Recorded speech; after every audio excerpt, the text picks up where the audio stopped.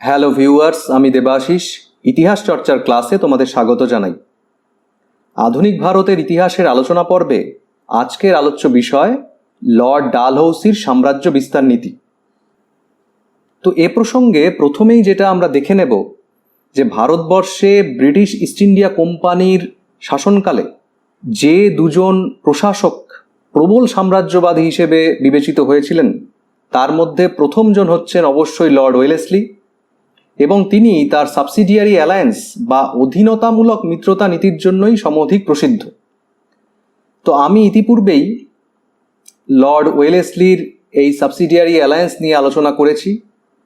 এই ভিডিও ডেসক্রিপশানে আমি তার লিঙ্ক দিয়ে দেব। যদি তোমাদের অধীনতামূলক মিত্রতা নীতির এই আলোচনাটি দেখা না হয়ে থাকে তোমরা দেখে নিতে পারো। আর দ্বিতীয় যে সাম্রাজ্যবাদী তিনি অবশ্যই আজকে আমাদের যে আলোচ্য বিষয় লর্ড ডালহৌসি তিনি, এবং তিনি প্রসিদ্ধ হয়ে আছেন ডকট্রিন অফ ল্যাপস বা সত্যবিলোপ নীতিকে সফলভাবে প্রয়োগ করার জন্য। তো এখানে একটা ইন্টারেস্টিং ম্যাপ তোমরা প্রথমে দেখো, খেয়াল করে দেখো। এটি হচ্ছে 1805 সালের একটি ম্যাপ, এবং এই যে লাইট পিঙ্ক শেডের যে এরিয়াটা তোমরা দেখতে পাচ্ছ ছড়িয়ে ছিটিয়ে থাকা, 1805 সালে যখন লর্ড ওয়েলেসলি ভারতবর্ষ ত্যাগ করলেন তখন ভারতবর্ষে ব্রিটিশ ইস্ট ইন্ডিয়া কোম্পানির সরাসরি সাম্রাজ্যের অংশ ছিল এই লাইট পিঙ্ক শেডের অংশটা। এরপর সেকেন্ড আর একটা ইন্টারেস্টিং ম্যাপ খেয়াল করো। ম্যাপটি হচ্ছে 1856 সালের ম্যাপ। 1856 সালে লর্ড ডালহৌসি ভারতবর্ষ ত্যাগ করছেন, এবং উনি যখন ভারতবর্ষ ত্যাগ করছেন সেই সময় ভারতবর্ষে ব্রিটিশ ইস্ট ইন্ডিয়া কোম্পানির যে সাম্রাজ্য তার টেরিটরিটা খেয়াল করো। একটা বিশাল অংশ জুড়ে ইস্ট ইন্ডিয়া কোম্পানির সাম্রাজ্য তখন সম্প্রসারিত হয়ে গেছে। বা বলতে পারো যে লর্ড ডালহৌসির সময় ভারতবর্ষে ব্রিটিশ ইস্ট ইন্ডিয়া কোম্পানির সাম্রাজ্যের সম্প্রসারণ একটা চূড়ান্ত সীমায় পৌঁছে গিয়েছিল। যদিও এই 1805 এবং 1856 এর মধ্যবর্তী সময় ব্যবধান হচ্ছে প্রায় 50 বছর। তো এখানে খেয়াল করো, আমি 1805 থেকে 1848 লিখেছি। তো 1805-এ আমরা কি দেখলাম? 1805-এ দেখলাম যে লর্ড ওয়েলেসলি যখন ভারতবর্ষ ত্যাগ করছেন তখন উনি ভারতবর্ষে ব্রিটিশ ইস্ট ইন্ডিয়া কোম্পানির সাম্রাজ্যকে ঠিক এই জায়গায় দাঁড় করিয়ে দিয়ে যাচ্ছেন। আর 1848 কেন লেখা? কারণ 1848-এ লর্ড ডালহৌসি ভারতবর্ষে আসছেন। তাহলে 1805 থেকে 48 এর মাঝখানে যে সমস্ত গভর্নর জেনারেল বা গভর্নররা ইস্ট ইন্ডিয়া কোম্পানির হয়ে ভারত শাসনের দায়িত্বে এসেছিলেন তাদের সময়ে কি ব্রিটিশ ইস্ট ইন্ডিয়া কোম্পানির সাম্রাজ্য সম্প্রসারণ হয়নি? নিশ্চয়ই হয়েছিল। তো সেটা যদি আমরা একবার সংক্ষেপে দেখে নিতে পারি তাহলে আমাদের কাছে এই বিষয়টি ক্লিয়ার থাকবে যে 1848-এ যখন লর্ড ডালহৌসি এলেন তারপর 56 পর্যন্ত ওনার সময় ব্রিটিশ সাম্রাজ্য প্রকৃত অর্থেই কতটা সম্প্রসারিত হয়েছিল। তো খেয়াল করে দেখো, লর্ড হেস্টিংস, যাকে আমরা লর্ড ময়রা বলেও জানি, উনি 1813 থেকে 23 এই 10 বছর ভারতবর্ষে দায়িত্বে ছিলেন, এবং ওনার সময় সবচেয়ে উল্লেখযোগ্য যে ঘটনাটা হচ্ছে সেটা হচ্ছে তৃতীয় ইঙ্গো মারাঠা যুদ্ধ 1817-18-তে। এবং এই তোমরা জানো, কারণ আমি ইঙ্গো মারাঠা যুদ্ধ সম্পর্কে একটা ভিডিওতে ডিটেল আলোচনা করেছিলাম। সেখানে প্রথম, দ্বিতীয়, তৃতীয় সমস্ত ইঙ্গো মারাঠা যুদ্ধ নিয়ে আলোচনা করেছি। তার লিঙ্কও আমি এই ভিডিও ডেসক্রিপশানে দিয়ে দেব, তোমরা সেটাও দেখে নিতে পারো না দেখা হয়ে থাকলে। তো এই যে তৃতীয় ইঙ্গো মারাঠা যুদ্ধ 1817-18 সালে, এর ফলে দেখা যাচ্ছে যে বিরাট যে মারাঠা সাম্রাজ্য মধ্য ভারত, উত্তর ভারতের একাংশ জুড়ে যে বিরাট বড় মারাঠা সাম্রাজ্য তখন ভারতবর্ষে ছিল তার সম্পূর্ণ অবসান ঘটছে, এবং পেশোয়াতন্ত্রেরও অবসান ঘটছে। এবং মারাঠা যে সামন্তরা, সেই সামন্তরা একে একে ইস্ট ইন্ডিয়া কোম্পানির অধীনতা মেনে নিচ্ছে। তো এই সময় কি দেখা যাচ্ছে যে পেশোয়া, হোলকার, ভোঁসলে, সিন্ধিয়া, পেশোয়া পদটাই অবলুপ্ত করে দেওয়া হচ্ছে। ঠিক আছে, পুনাতে যে পেশোয়া, সেই পেশোয়া পদ অবলুপ্ত করে দেওয়া হচ্ছে।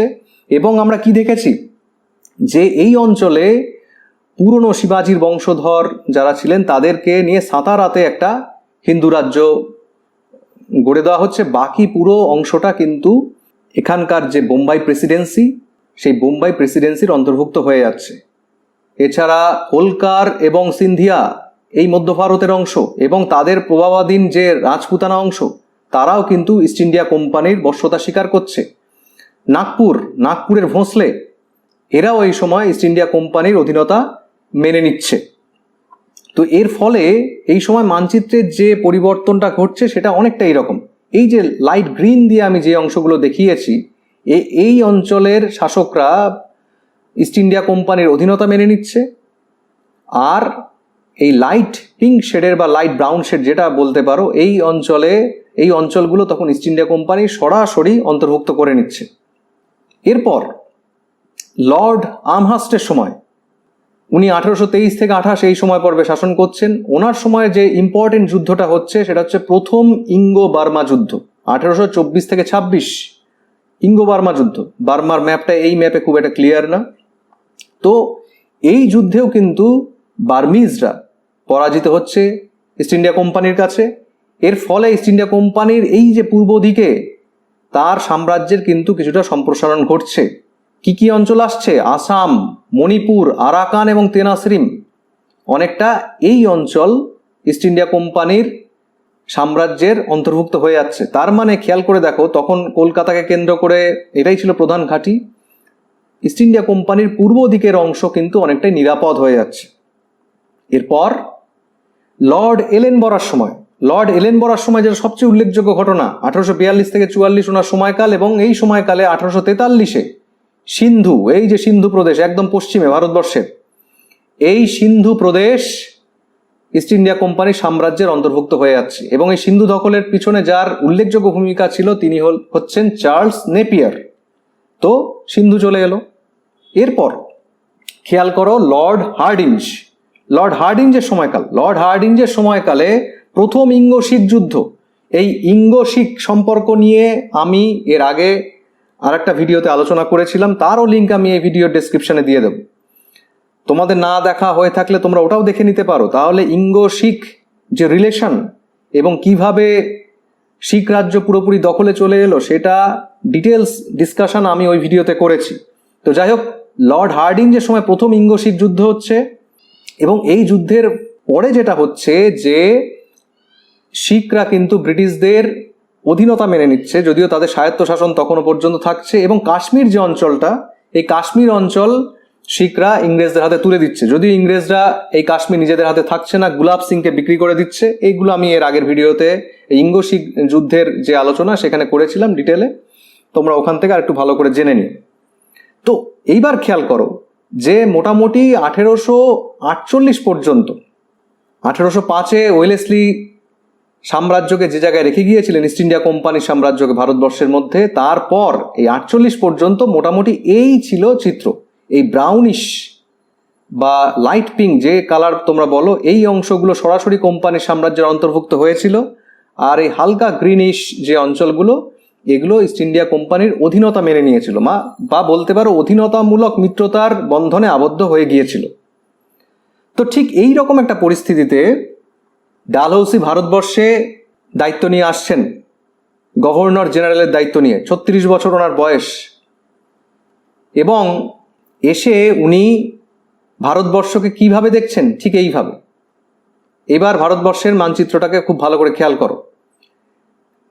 ব্রিটিশ ইস্ট ইন্ডিয়া কোম্পানি সরাসরি সাম্রাজ্যভুক্ত এই যে লাইট পিঙ্ক কালারের অংশটা সিন্ধু অঞ্চল থাকছে, এবং এই অংশগুলো, আর এই যে গ্রিনিশ যে এরিয়া, এগুলো বেশিরভাগই অধীনতামূলক মিত্রতায় আবদ্ধ থেকে তারা স্বায়ত্তশাসন ভোগ করছে। তো আমরা একটা জিনিস খেয়াল করো, 1805 থেকে 1848 এই যে সময় পর্ব, এই সময় পর্বের ডিসকাশন থেকে একটা জিনিস উঠে এলো যে এই সময়কার বড়লাটরা কিন্তু চাইছিলেন, বা যারা গভর্নর জেনারেল বা গভর্নর, তারা চাইছিলেন যে দেশীয় রাজ্যগুলো ব্রিটিশ ইস্ট ইন্ডিয়া কোম্পানির অধীনতামূলক মিত্রতার বন্ধনেই আবদ্ধ হোক, তাতেই তাদের সুবিধা। ফলে আমরা বলতে পারি যে 1805 থেকে 48 এই সময়ে ইস্ট ইন্ডিয়া কোম্পানির যে পলিসি সেটা অনেকটা ছিল সাবঅর্ডিনেট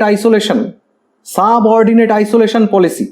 মানে দেশীয় রাজ্যগুলোকে তার ইস্ট ইন্ডিয়া কোম্পানির অধীনতার পাশে আবদ্ধ রাখো, তাতেই সুবিধা, কারণ সুবিধা কি, এতে কোম্পানির যে সেনাবাহিনী আমরা দেখেছি, ওয়েলেসলির যে অধীনতামূলক মিত্রতা নীতির সুবিধা সেখানে আলোচনা করতে গিয়ে আমরা দেখেছি, কি দেখেছিলাম, যে ইস্ট ইন্ডিয়া কোম্পানি তার সেনাবাহিনীকে বিভিন্ন দেশীয় রাজ্যের মধ্যে রেখেই ভরণ পোষণ করতে পারছে, এতে কোম্পানির কোনো খরচ হচ্ছে না। আর দ্বিতীয়ত এইসব দেশীয় রাজ্যগুলো কোম্পানিকে কর প্রদান করছে এবং তাতে কোম্পানির সুবিধা হচ্ছে। আর এইখানে আরেকটা জিনিস খেয়াল করো, আইসোলেশন, মানে অধীনস্থ এবং দূরত্ব নীতি। প্রত্যেকটা দেশীয় রাজ্যগুলোকেই কিন্তু কোম্পানি আইসোলেট করে রেখেছিল, একটা থেকে আরেকটা আইসোলেট করা, যাতে এরা কোনোভাবে আবার জোটবদ্ধ না হতে পারে। প্রত্যেককেই অ্যাসুরেন্স দেওয়া হয়েছিল যে বিদেশি কোনো শক্তি আক্রমণ করলে বা বাইরের প্রতিবেশী রাজ্য আক্রমণ করলে তাকে প্রোটেকশন দেওয়া হবে। তো এই রকম একটা পদ্ধতি চলছিল 1848 পর্যন্ত। তা লর্ড ডালহৌসি যখন এলেন, ওনার কিন্তু এই সাবঅর্ডিনেট আইসোলেশন যে পলিসি চলছিল এতদিন পর্যন্ত, সেই পলিসি ওনার মোটেই পছন্দ ছিল না। উনি বিশ্বাস করতেন, মনে প্রাণে উনি বিশ্বাস করতেন যে এই যে ইস্ট ইন্ডিয়া কোম্পানির ছত্রছায়ায় থেকে দেশীয় রাজ্যগুলো একটা স্বায়ত্তশাসন ভোগ করছে, এর ফলে দেশীয় রাজ্যগুলোর শাসন ব্যবস্থায় ভীষণ রকম করাপশন বাড়ছে এবং উন্নতির জায়গায় অধোগতি হচ্ছে, দুর্নীতিপূর্ণ শাসন ব্যবস্থা চলছে, এখানকার জনগণের জীবনযাপনের মাত্রা বা মান তার কিন্তু কোনো উন্নয়ন ঘটছে না। তো উনি চাইছিলেন যে এই সমস্ত দেশীয় রাজ্যগুলো সরাসরি ব্রিটিশ সাম্রাজ্যের অন্তর্ভুক্ত হয়ে যাক, এই জন্য যে কোনো পদ্ধতি বা পন্থা অবলম্বন করতে হোক তাতেও তিনি কুণ্ঠাবোধ করবেন না। ফলে খেয়াল করো, আমি এখানে লিখেছি যে ডালহৌসি কি মনে করতেন, যে ভারতীয় যে রাজা তাদের শাসন ব্যবস্থা দুর্নীতিপূর্ণ এবং অত্যাচারী, তারা অত্যাচার করছে প্রজাদের ওপর এবং করাপ্টেড, ঠিক আছে, এবং এই যে সাবসিডিয়ারি অ্যালায়েন্স বা অধীনতামূলক মিত্রতার একটা সুযোগ তারা পেয়েছিল, এই সুযোগের ছত্রছায়ায় তারা তাদের রাজ্যের মধ্যে কুশাসন চালাচ্ছে। তো উনি চাইছিলেন সুযোগ, যে কোনো সুযোগ। তাই ডালহৌসি কি বললেন, ডালহৌসি বললেন যে যে কোনো রকমের সুযোগ, যদি একটা রাইটফুল অপরচুনিটি তৈরি হয়, মানে যে কোনো ন্যায্য সুযোগ, এই ন্যায্য সুযোগের ব্যাখ্যা উনি কখনোই সেইভাবে ক্লিয়ার করেননি, কিন্তু উনি বললেন যে কোনো রাইটফুল অপরচুনিটি যদি তৈরি হয় তাহলে অবশ্যই কিন্তু তিনি দেশীয় রাজ্যগুলোকে গ্রাস করতে কুণ্ঠা বোধ করবেন না বা পিছপা হবেন না। মানে পূর্ববর্তী গভর্নর জেনারেলদের পলিসি থেকে উনি কিন্তু সরে এলেন, খুব অ্যাগ্রেসিভভাবে সরে এলেন। তো এই জায়গায় দাঁড়িয়ে উনি প্রধানত 4টি পন্থা নিলেন। ছলে বলে কৌশলে যে সমস্ত পলিসি নিচ্ছেন সেগুলোকে আমরা মোটামুটি 4টে ভাগে ভাগ করতে পারি। তো কি সেই ভাগ? প্রথম, যুদ্ধের দ্বারা সরাসরি রাজ্য জয়। সেকেন্ড, সত্য বিলোপ নীতির মাধ্যমে রাজ্য জয়। এটার জন্যই উনি বেশি পপুলার, আমরা ওনাকে এই পলিসির জন্যই ভীষণভাবে জানি, সত্য বিলোপ নীতি। থার্ড, ভাতা ও উপাধি অস্বীকারের মাধ্যমে রাজ্য দখল। বিভিন্ন রাজাকে বা রাজ পরিবারকে অনেক সময় উপাধি বা ভাতা দেওয়া হতো, অ্যালাওয়েন্স দেওয়া হতো, সেইটা অ্যাবলিশ করে দিয়ে সেই সমস্ত রাজ্য, বেশ কিছু রাজ্যকে উনি গ্রাস করে নিয়েছিলেন। আর ফোর্থ হচ্ছে কুশাসনের অজুহাতে রাজ্য দখল। উনি তো প্রথমেই ক্লেম করলেন এসেই যে এই সমস্ত দেশীয় রাজ্যগুলো কুশাসন চালাচ্ছে। তো ডালহৌসি সাম্রাজ্য বিস্তারের যে পন্থা, তাকে মোটামুটি আমরা এই 4টে ভাগে ভাগ করে নিয়ে আলোচনা করতে পারি। তাহলে প্রথম ভাগটা এবার দেখা যাক। প্রথম হচ্ছে যুদ্ধের দ্বারা সরাসরি রাজ্য জয়। তো যুদ্ধের মাধ্যমে উনি কি করলেন, ওনার সময় উনি এসেই 48 উনি আসছেন এবং 49 সালেই শিখদের বিরুদ্ধে আলটিমেট যুদ্ধ ঘোষণা করে দিচ্ছেন, দ্বিতীয় ইঙ্গো শিখ যুদ্ধ। এবং এই যুদ্ধের মাধ্যমে উনি এই পাঞ্জাব প্রদেশকে দখল করে ফেলছেন। এই দেখো, পাঞ্জাব প্রদেশ ওনার সময় দখল হয়ে যাচ্ছে। এই নিয়ে ডিটেল আলোচনা আমি ইতিমধ্যেই বললাম, যে ইঙ্গো শিখ যে সম্পর্ক তাতে আমি করেছি, তাই আমি ডিটেলসে আর কিছু বলছি না, ঠিক আছে। নেক্সট, ওনার সময়ের যে সিগনিফিকেন্ট দ্বিতীয় যুদ্ধ 1852-তে, এই ম্যাপে ব্রহ্মদেশকে খুব ভালো করে দেখা যায় না। আমরা এর আগেই দেখেছি যে প্রথম ইঙ্গো ব্রহ্মযুদ্ধ যখন হচ্ছে তখন আসাম, মণিপুর ইত্যাদি প্রদেশগুলো দখল হয়ে যাচ্ছে। ওনার সময় দ্বিতীয় ইঙ্গো ব্রহ্মযুদ্ধ হচ্ছে এবং দক্ষিণ ব্রহ্ম, এই যে অঞ্চলটাকে মার্ক করা হয়েছে বার্মার, এই এন্টায়ার এই অঞ্চলটা এবং সাথে এই অংশটাও 1852-তে কিন্তু অ্যাকোয়ার হচ্ছে। আর নেক্সট, এটা অতটা সিগনিফিকেন্ট না, তবুও ওনার সময় ঘটেছিল 1850 নাগাদ সিকিমের একটা অংশ সামান্য গোলযোগকে কেন্দ্র করে উনি সেনা পাঠিয়ে দখল করে নিচ্ছেন। তাহলে যুদ্ধের দ্বারা সরাসরি উনি যে গুরুত্বপূর্ণ যে দুটো অঞ্চল দখল করছেন তা হচ্ছে পাঞ্জাব এবং দক্ষিণ ব্রহ্মদেশ। নেক্সট, সত্যবিলোপ নীতির মাধ্যমে রাজ্য দখল, এবং আমাদের আজকের আলোচনার মূল বিষয়ই হচ্ছে এই ডক্ট্রিন অফ ল্যাপস বা সত্যবিলোপ নীতি।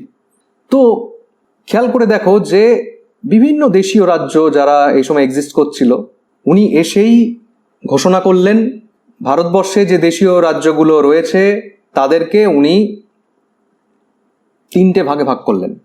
কিরকম এই ভাগ? এক ভাগ হচ্ছে ফ্রি স্টেটস, যেমন ধরো নেপাল বা সিকিম, এরা তখনও পর্যন্ত সম্পূর্ণরূপে ফ্রি স্টেটস ছিল। নেপালের সাথে এর আগেই যুদ্ধ হয়েছিল ব্রিটিশদের, কিন্তু ব্রিটিশরা কিন্তু নেপাল অ্যাকোয়ার করেন। তো ফ্রি স্টেটস হিসেবেই আমরা নেপালকে দেখতে পারি। 2 নম্বর, কোম্পানির প্রতি বশ্যতা জানিয়ে কোম্পানিকে কর প্রদান করত, অর্থাৎ আশ্রিত রাজ্য, প্রোটেক্টেড স্টেটস, প্রোটেক্টেড রাজ্য যারা কোম্পানির আশ্রয়ে আছে। আর 3 নম্বর, কোম্পানির দ্বারা সৃষ্ট কোম্পানির ওপর নির্ভরশীল রাজ্য, ডিপেন্ডেন্ট স্টেট, যেমন ধরো সাতারার কথা আমরা বলতে পারি। তো এই যেমন মারাঠা শক্তির পতনের পর দেখা গেল ইস্ট ইন্ডিয়া কোম্পানি সাতারা রাজ্য গঠন করেছিল। তো এইটা হচ্ছে একটা ডিপেন্ডেন্ট স্টেটসের উদাহরণ। আর প্রোটেক্টেড স্টেটস এর তো প্রচুর এক্সাম্পল আছে। হায়দ্রাবাদের নিজাম সবচেয়ে আগে বশ্যতা স্বীকার করেছিল। এছাড়া এই যে নাগপুরের ভোঁসলে পরিবার, এরা গোয়ালিয়র, ইন্দোর, রাজপুতানার অঞ্চলগুলো, ঝাঁসি, এরা সমস্ত প্রোটেক্টেড স্টেটসের মধ্যে পড়ে। তো ডালহৌসি কি বলছেন? ডালহৌসি বলছেন যে উনি এই যে সত্যবিলোপ নীতি ঘোষণা করছেন, বলছেন যে আমার এই সত্যবিলোপ নীতি ফ্রি স্টেটসগুলোর ওপর কার্যকরী হবে না, কার্যকরী হতে পারে প্রোটেক্টেড স্টেটসের ওপর এবং ডিপেন্ডেন্ট স্টেটসের ওপর অবশ্যই। তাহলে সত্যবিলোপ নীতিতে কি উনি বলেছিলেন?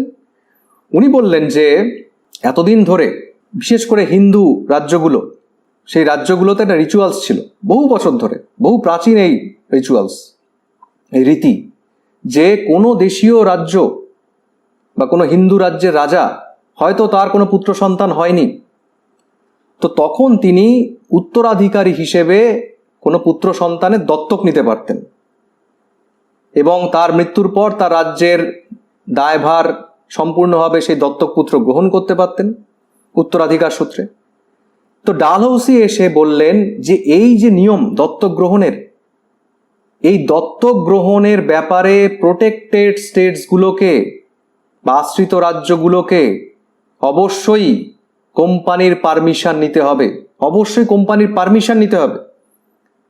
কোম্পানি যদি পারমিশন নেয় তো ঠিক আছে, তারা দত্তক নেবে, আর কোম্পানি যদি পারমিশন না দেয় তাহলে সেই রাজ্য সরাসরি ব্রিটিশ সাম্রাজ্যভুক্ত হয়ে যাবে। আর ডিপেন্ডেন্ট স্টেটসের ক্ষেত্রে উনি কি বললেন? যে ডিপেন্ডেন্ট স্টেটসের রাজার যদি কোনো দত্তক পুত্র থাকে তাহলে তিনি আর উত্তরাধিকার সূত্রে সেই রাজ্য ভোগ দখল করতে পারবে না, সরাসরি সেই রাজ্য কোম্পানি গ্রহণ করে নেবে।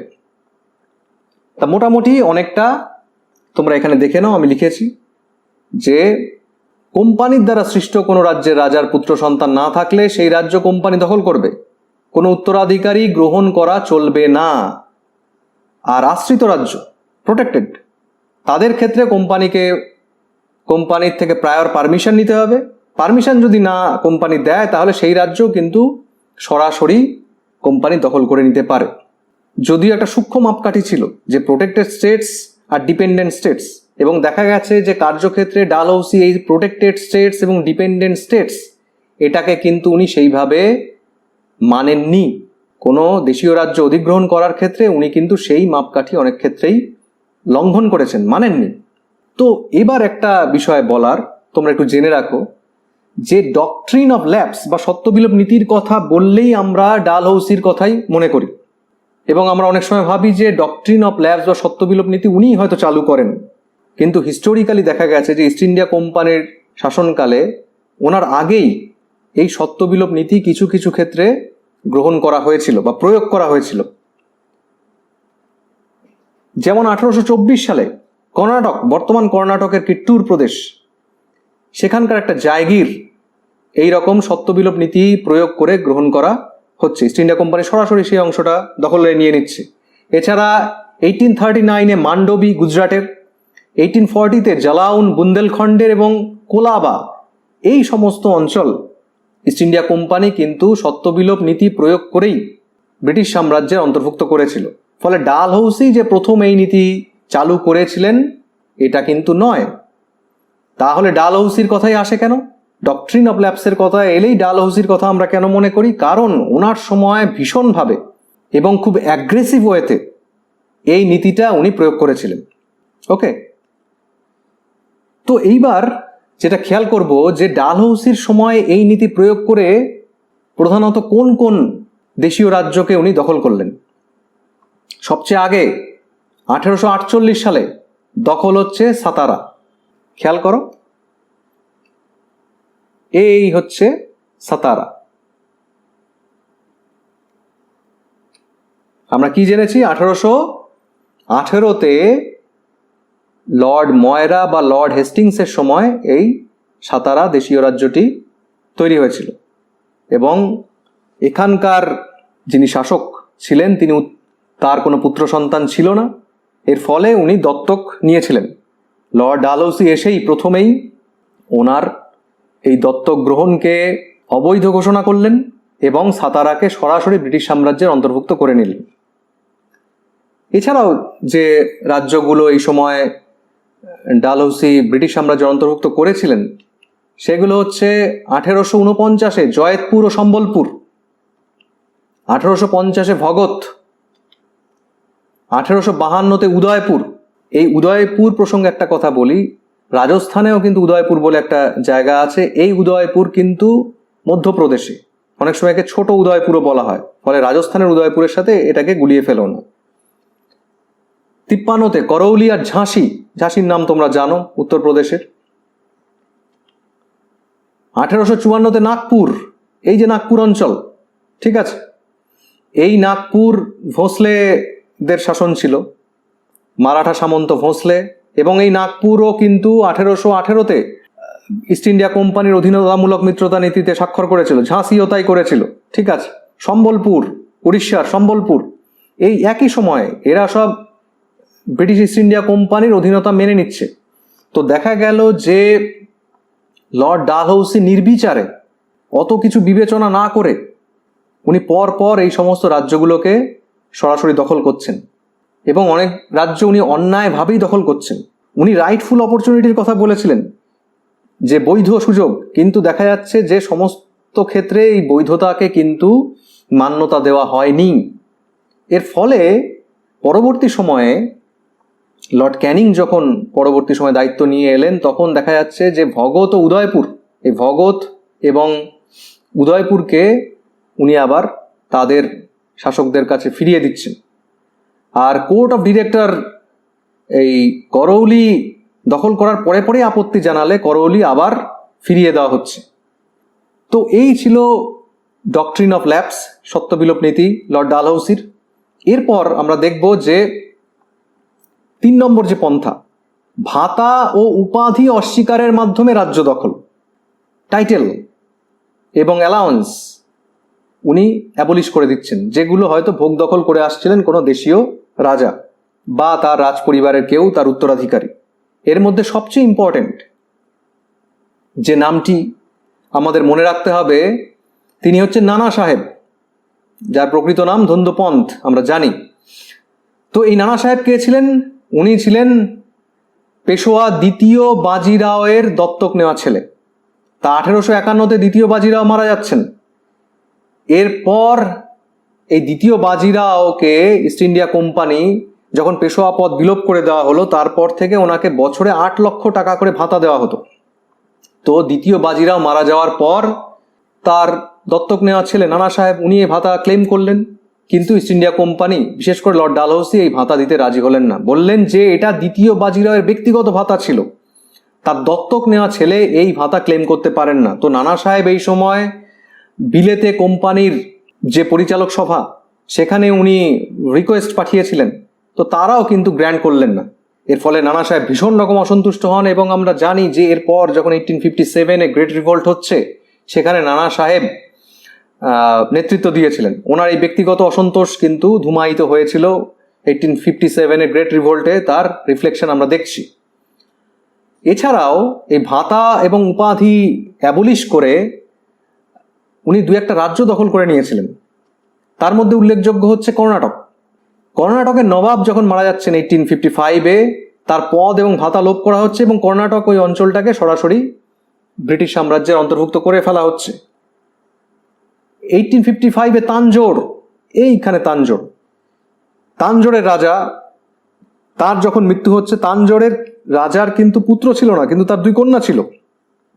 তা সত্ত্বেও লর্ড ডালহৌসি এখানকার রাজপদ বাতিল করে দিচ্ছে এবং ভাতাও বিলোপ করে এই তাঞ্জোর সরাসরি ব্রিটিশ সাম্রাজ্যভুক্ত করে নিচ্ছেন। এবং এখানে আর একটা জিনিস বলে রাখি, মুঘল সম্রাট দ্বিতীয় বাহাদুর শাহ, এই দ্বিতীয় বাহাদুর শাহকে কোম্পানি এই সময়ে বছরে 12 লক্ষ টাকা করে ভাতা দিত। তো লর্ড ডালহৌসি চেষ্টা করেছিলেন যে দ্বিতীয় বাহাদুর শাহের খেতাব, এই যে সম্রাটের খেতাব এবং তার ভাতা, এটা বিলোপ করে দেবেন। তো যাই হোক, ওনার এত বাড়াবাড়ি কোম্পানির যে পরিচালক সভা তারা আর মান্যতা দিলেন না, এবং এই যাত্রায় দ্বিতীয় বাহাদুর শাহ রেহাই পেয়ে গেলেন। এখানে আর একটা ইনফরমেশন তোমরা দেখো, খুব ইম্পর্টেন্ট। হায়দ্রাবাদের নিজাম তোমরা জানো যে ওয়েলেসলি যখন প্রথম অধীনতামূলক মিত্রতা নীতি চালু করেন এবং উনি প্রস্তাব যখন দিয়েছিলেন, তখন হায়দ্রাবাদের নিজাম প্রথম 1798-এ গ্রহণ করলেন, এবং তবে থেকে লয়াল হিসেবে, ওবিডিয়েন্ট হিসেবে ইস্ট ইন্ডিয়া কোম্পানির বন্ধু বা মিত্র রাজ্য হিসেবে নিজাম থাকছে। ঠিক একই রকমের মিত্র রাজ্য হিসেবে অযোধ্যাও ছিল অনেক আগে থেকে, আসছে সেই আলোচনায়। তো নিজামের ক্ষেত্রে যেটা করা হয়েছিল, যে নিজামের ইন্টারনাল প্রোটেকশনের জন্য ইস্ট ইন্ডিয়া কোম্পানির থেকে একটা বড় রকমের সেনাবাহিনী রাখতে হতো এবং তার খরচ নিজামকে বহন করতে হতো। তো দেখা গেল যে নিজাম বেশ কিছুদিন যাবৎ সেই খরচ মেটাতে পারেননি, এর ফলে বেশ কিছু টাকা জমা পড়ে গেছে, বকেয়া তৈরি হয়ে গেছে। তো সেটা দিতে উনি পারছেন না, এই অজুহাতে লর্ড ডালহৌসি নিজামের কাছ থেকে এই উত্তরের বেরার অঞ্চল উনি দখল করে নিলেন। এই যে দেখো, আমি মার্ক করে দেখালাম, এই বেরার অঞ্চল নিজামের থেকে দখল করা হলো। তো বেরার অঞ্চল দখলের ভৌগোলিক কারণ এবং অর্থনৈতিক একটা কারণ ছিল, সেটা আমি পরে বলছি। শুধু মাথায় রাখো যে বেরার অঞ্চল দখলের পিছনে যেমন এই ওনার প্রাপ্য অর্থ পরিশোধ না করতে পারার অজুহাত ছিল, তার পিছনে অন্য কিন্তু একটা বড় কারণও ছিল। লাস্ট ওনার যে 4টি পন্থা, তার মধ্যে শেষতম পন্থা হচ্ছে কুশাসনের অজুহাতে রাজ্য দখল, খারাপ শাসন। তো উনি তো এসে ঘোষণাই করেছিলেন যে দেশীয় রাজ্যগুলো ভালো শাসন করতে পারছে না, খুব করাপ্টেড তারা, এবং উনি এর জন্য প্রায়র যে পলিসি চলছিল ইস্ট ইন্ডিয়া কোম্পানির, যে সাবসিডিয়ারি যে পলিসি, তাকে অনেকটা দায়ী করেছিলেন, যে ওই পলিসির ছত্রছায়াতে থেকেই দেশীয় রাজ্যগুলো কুশাসন চালাচ্ছে। তো যাই হোক, এই কুশাসনের অজুহাতে উনি যে রাজ্যটিকে গ্রাস করলেন, এবার দেখো, খুব ইম্পর্টেন্ট, পরীক্ষায় আসে অনেক সময়। 1856, এই সালটাও মনে রাখবে, কোন রাজ্য সেটাও মনে রাখতে হবে, ঠিক আছে? 1856-এ এই অযোধ্যা। তাহলে অযোধ্যার এই সময় নবাব ওয়াজিদ আলী শাহ, শেষ নবাব, ওনাকে পদচ্যুত করা হচ্ছে। পদচ্যুত করে এই অযোধ্যা দখল করা হলো, অভিযোগ কুশাসন। তো এখানে লর্ড ডালহৌসি কর্নেল স্লিম্যানকে দায়িত্ব দিয়েছিলেন যে আপনি দেখুন তো, অযোধ্যার বিরুদ্ধে একটা অভিযোগ আসছে দীর্ঘদিন ধরে যে অযোধ্যায় ঠিক মতো শাসন হচ্ছে না। আসলে অযোধ্যার ব্যাপারে খুব ইন্টারেস্টিং একটা ইনফরমেশন তোমাদের সাথে শেয়ার করি, এর আগেও বিভিন্ন ভিডিওতে আমি বলেছি কথা প্রসঙ্গে। খেয়াল করে দেখবে যে বক্সারের যুদ্ধ যখন হচ্ছে, বক্সারের যুদ্ধের পরেই কিন্তু এই অযোধ্যার সঙ্গে ইস্ট ইন্ডিয়া কোম্পানির চুক্তি হয়েছে, মিত্রতার চুক্তি। তো তারপর থেকে, মানে 1764-এর পর থেকে অযোধ্যা ইস্ট ইন্ডিয়া কোম্পানির মিত্র রাজ্য হিসেবেই থাকছে, এবং 1802 সালে ওয়েলেসলির সময় অযোধ্যা অধীনতামূলক মিত্রতার চুক্তিতে স্বাক্ষর করছে, এবং এই যে অযোধ্যার বিরাট অংশ, তার একটা পোর্শন কিন্তু তখন দখল করা হয়ে গিয়েছিল, সেগুলো আমরা তো এর আগের ভিডিওতে দেখিয়েছি। যাই হোক, তো আসলে অযোধ্যার নবাবের তেমন কিছু করার ছিল না। অযোধ্যার ওপর এত প্রেশার ছিল, নবাবের ওপর এত অর্থনৈতিক চাপ ছিল যে সেইটা সামলাতে গিয়ে ওনার ওনার অধীনে যে তালুকদাররা, তাদেরকে উনি চাপ দিতেন, এবং সেই তালুকদাররা কৃষকদের ওপর চাপ দিচ্ছে। এর ফলে এক চূড়ান্ত বিশৃঙ্খলা তৈরি হয়েছিল অযোধ্যাতে, এবং এই বিশৃঙ্খল পরিস্থিতি দীর্ঘদিনের। এর জন্য কিন্তু ইস্ট ইন্ডিয়া কোম্পানিকেও আমরা দায়ী করতে পারি, যে ইস্ট ইন্ডিয়া কোম্পানি এর আগে কেন পদক্ষেপ নেয়নি। তো যাই হোক, লর্ড ডালহৌসি উনি যখন রিপোর্ট পেলেন কর্নেল স্লিম্যানের কাছ থেকে, তো উনি সেই রিপোর্টের বেসিসে 1856 সালে অযোধ্যাকে ইস্ট ইন্ডিয়া কোম্পানির সাম্রাজ্যের সরাসরি অন্তর্ভুক্ত করে নিচ্ছে। তো এইবার তোমরা খেয়াল করো 1856-এর ম্যাপটা আবার, যে এত কিছু করার পর ইস্ট ইন্ডিয়া কোম্পানির সরাসরি সাম্রাজ্যভুক্ত হয়ে যাচ্ছে বিরাট একটা অংশ, এই বিরাট একটা অংশ। এবং এর নেপথ্যে লর্ড ডালহৌসির এই যে বিভিন্ন পন্থা, বিভিন্ন অজুহাত, বিভিন্ন কৌশল, ওনার এই যে রাইটফুল অপরচুনিটি, সুযোগে ছলে বলে কৌশলে দেশীয় রাজ্যগুলোকে অধিগ্রহণ করা, তার একটা কিন্তু বিরাট বড় ভূমিকা ছিল। তো এইবার আমরা দেখে নিই যে ডালহৌসির এই যে সাম্রাজ্য বিস্তার নীতি, এর উদ্দেশ্য কী ছিল। যদিও এটা আমরা প্রথমেই জানতে পারতাম, কিন্তু আমি এই আলোচনাটা শেষে রেখেছি কারণ তোমরা নিজেরাই এবার গেস করতে পারবে যে ডালহৌসির উদ্দেশ্য কী ছিল। দেখো, ডালহৌসি নিজের মুখে কি বলছেন, নিজের মুখে বলছেন যে দেশীয় রাজ্যগুলোতে ভালোভাবে শাসন হচ্ছে না, করাপশন, অপশাসন হচ্ছে, অত্যাচার হচ্ছে। তো ব্রিটিশ সাম্রাজ্যের অন্তর্ভুক্ত, কারণ ব্রিটিশদের নিজেদের যে অহংকার ছিল যে তারা অনেক উন্নত শাসন ব্যবস্থা অ্যাপ্লাই করতে পারে ভারতবর্ষে, এবং দেশীয় রাজ্যগুলো সম্পর্কে ওনার একেবারেই কোনো শ্রদ্ধা ছিল না। তো সেখানে দাঁড়িয়ে উনি তো ঘোষণা করেই দিচ্ছেন খুব পরিষ্কারভাবে যে এই সমস্ত অঞ্চল যদি সরাসরি ব্রিটিশ সাম্রাজ্যের অন্তর্ভুক্ত হয়, তাহলে ওয়েস্টার্ন কালচারে, পশ্চিমী ভাবধারায় খুব উন্নত শাসন পেতে চলেছে ভারতবর্ষের মানুষ এবং দেশীয় রাজ্যগুলোর মানুষ। তো এটা একটা ওনার উদ্দেশ্য, যে উদ্দেশ্যে উনি ব্রিটিশ সাম্রাজ্যের সম্প্রসারণের চেষ্টা করছেন। দ্বিতীয় উদ্দেশ্য কি? ভারতে ব্রিটিশ সাম্রাজ্যের সংহতি রক্ষা, খুব সিগনিফিকেন্ট। খেয়াল করে দেখো যে ইস্ট ইন্ডিয়া কোম্পানির শাসন মূলত হচ্ছে এই একদিকে কলকাতা, পশ্চিমে বোম্বে এবং মাদ্রাসকে কেন্দ্র করে এই মাদ্রাস প্রেসিডেন্সি। তাহলে কলকাতাকে কেন্দ্র করে বেঙ্গল প্রেসিডেন্সি, বোম্বাইকে কেন্দ্র করে এই বোম্বাই প্রেসিডেন্সি এবং মাদ্রাস প্রেসিডেন্সি। তো এই যে তিনটে প্রেসিডেন্সি প্রধান ঘাঁটি, এর মাঝখানে এসে যাচ্ছে, তোমরা খেয়াল করো, এই সমস্ত দেশীয় রাজ্যগুলো মাঝখানে এসে যাচ্ছে। তো যোগাযোগের ক্ষেত্রে বা যে কোনো ক্ষেত্রে কিন্তু একটা ভীষণ রকম সমস্যা তৈরি হচ্ছিল এই দেশীয় রাজ্যগুলো থাকার জন্য। এটা লর্ড ডালহৌসি রিয়েলাইজ করেন, কারণ এর ফলে এই কানেক্ট হতে পারছে না। ঠিক আছে, তো এই যে কানেক্ট হতে পারছে না, এর ফলেই উনি রিয়েলাইজ করলেন যে এই সমস্ত অঞ্চলগুলোকে যদি সরাসরি ব্রিটিশ সাম্রাজ্যের অন্তর্ভুক্ত করা যায়, তাহলে সাম্রাজ্যের সংহতি অনেক বেশি রক্ষা করা যাবে। কারণ মাঝখানে এই সমস্ত স্বাধীন, স্বায়ত্তশাসিত, প্রায় স্বাধীন দেশীয় রাজ্যের অস্তিত্ব ওনার একেবারেই পছন্দ হচ্ছিল না। আর থার্ড যে বিষয়, ভারতে ব্রিটিশ শিল্পদ্রব্য বিক্রি ও শিল্পের প্রয়োজনীয় কাঁচামাল সরবরাহের উপযুক্ত ক্ষেত্র প্রস্তুত করা, ভেরি ভেরি সিগনিফিকেন্ট। কারণ আমি একটু আগেই বলেছিলাম যে এই যে বেরার অঞ্চল দখল করা হচ্ছে, এখানে নাগপুর দখল করা হচ্ছে, নিজামের থেকে বেরার দখল করা হলো, আর এই নাগপুর তো ভোঁসলেদের শাসন ছিল, দখল হয়ে গেল।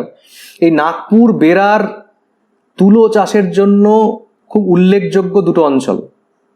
এবং তোমরা জানো যে ব্রিটেনের যে কটন ইন্ডাস্ট্রি, অনেক সময় কটন ভারতবর্ষ থেকে সাপ্লাই করা হতো। তো এইগুলো যদি ব্রিটিশ সাম্রাজ্যে সরাসরি অন্তর্ভুক্ত হয়, তো এখান থেকে কটন মানে কাঁচা তুলো খুব সহজেই নিয়ে যাওয়া সম্ভব হবে।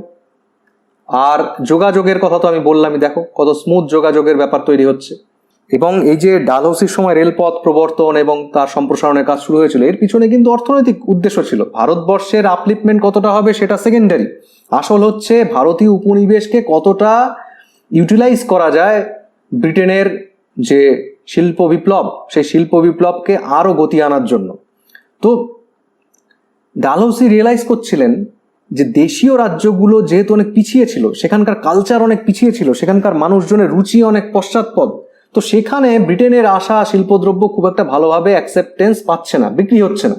তো এগুলো যদি ব্রিটিশ সাম্রাজ্যের অন্তর্ভুক্ত হয়ে যায় তাহলে তাদের ভাবধারা অনেক উন্নত হবে, তাদের কালচার অনেক উন্নত হবে, তখন তাদের ব্রিটেনের শিল্প দ্রব্যগুলো অনেক বেশি পছন্দ হবে সেখানকার মানুষজনের, এবং তাদের বিক্রি বাড়বে।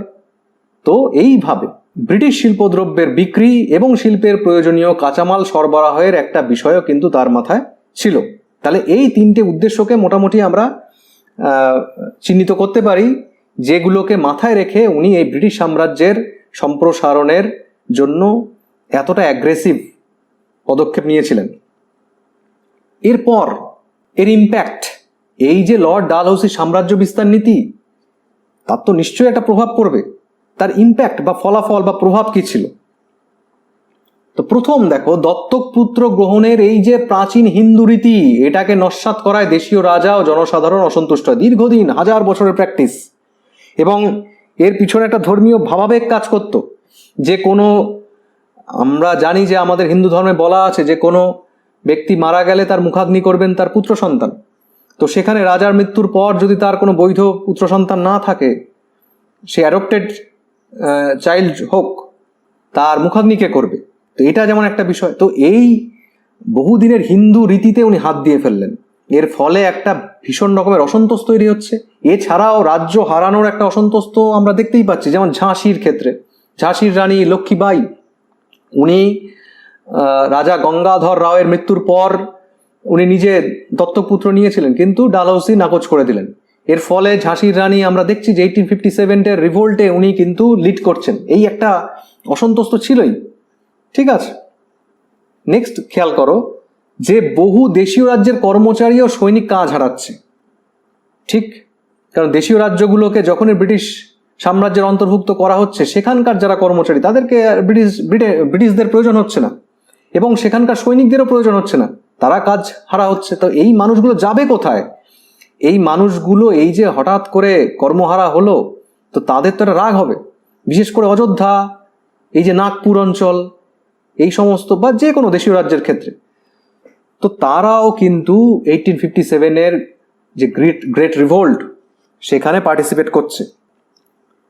ভাতা বিলোপের ফলে রাজন্যবর্গের অসন্তোষ, নানা সাহেব তার জ্বলন্ত দৃষ্টান্ত। এবং নানা সাহেবকে তোমরা যদি 1857 গ্রেট রিভোল্ট পড়ো, বা আমিও যখন পড়াবো, দেখবে যে উনি এই উত্তর ভারতে ভীষণভাবে লিড করছিলেন। তো ওনার তো জ্বালা ছিলই যে ওনার এই যে ওনার পিতা যে ভাতা পেয়ে আসছিলেন 8 লক্ষ টাকার বাৎসরিক ভাতা, সেটাকে অ্যাবলিশ করে দেওয়া হচ্ছে। এরপর 1857 মহাবিদ্রোহের পরিস্থিতিকে অনেকাংশে ত্বরান্বিত করা। তো এই সমস্ত কথার মাধ্যমে তো আমি বললাম। এছাড়াও দেখো, এই যে যখন অযোধ্যা এবং নাগপুর এই দুটো অঞ্চল দখল হচ্ছে, খুব দুঃখজনকভাবে এখানকার রাজপ্রাসাদ লুণ্ঠন করা হয়েছে, সমস্ত দামি অর্নামেন্টস, আসবাবপত্র, এবং নাগপুরে আসবাবপত্র নিলাম করা হচ্ছে প্রকাশ্যে। জনমানসের ভীষণ রকম নেগেটিভ একটা ইম্প্যাক্ট পড়েছিল যে ব্রিটিশরা এতটা নিচে নামতে পারে। তো এই যে 1857 গ্রেট রিভোল্টের যে একটা সার্বিক আউটবাস্ট, তার পিছনে কিন্তু লর্ড ডালহৌসির এই নগ্ন সাম্রাজ্যবাদ, তাকে আমরা চিহ্নিত করতেই পারি। আর কোম্পানির দিক থেকে যদি আমরা দেখি যে কোম্পানির কি বেনিফিট হলো, কোম্পানির সাম্রাজ্য একটা বিরাট আকার নিল। এখানে দেখো আমি কি লিখেছি, যে কোম্পানি শাসিত ভারতের 1/3 সমান অংশ তার সময় যুক্ত হয়, ঠিক আছে। মানে উনি সাম্রাজ্যকে এতটাই সম্প্রসারিত করতে পেরেছিলেন যে কোম্পানি শাসিত যে 1/3, সেই 1/3 1 পোর্শন যুক্ত হচ্ছে ওনার সময়, লর্ড ডালহৌসির সময়।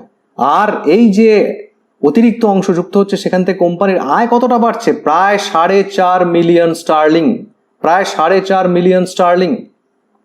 তো এই ছিল মোটামুটি সামগ্রিকভাবে লর্ড ডালহৌসির সাম্রাজ্য বিস্তার নীতি। আমরা এই আলোচনার মাধ্যমে দেখলাম যে লর্ড ডালহৌসি কিভাবে বিভিন্ন পদ্ধতি অবলম্বন করে ভারতবর্ষে ব্রিটিশ সাম্রাজ্যের একটা এক্সট্রিম সম্প্রসারণ ওনার সময় ঘটিয়েছিলেন। তো আজকের আলোচনা আমি এখানেই শেষ করছি। দেখা হচ্ছে নেক্সট ভিডিওতে নতুন কোনো আলোচনার মাধ্যমে। বাই।